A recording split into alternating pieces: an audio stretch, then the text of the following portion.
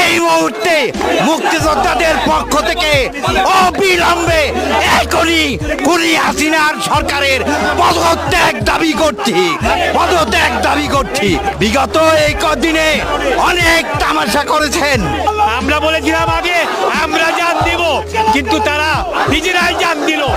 এখন আমরা সামনের দিনে তাদের জানি আর জান না দিতে হয়, আমরা জান দিতে প্রস্তুত তাদের সাথে। যারা ভুয়া মুক্তিযোদ্ধা ৭১ মুক্তিযোদ্ধা করে নাই, তারা আজকে আওয়ামী লীগের পক্ষে, হাসিনার পক্ষে। সুতরাং সারা দেশের বাংলাদেশের মুক্তিযোদ্ধারা যারা দেশ স্বাধীন করেছে, তারা আজকে জনতা ছাত্রদের পক্ষে।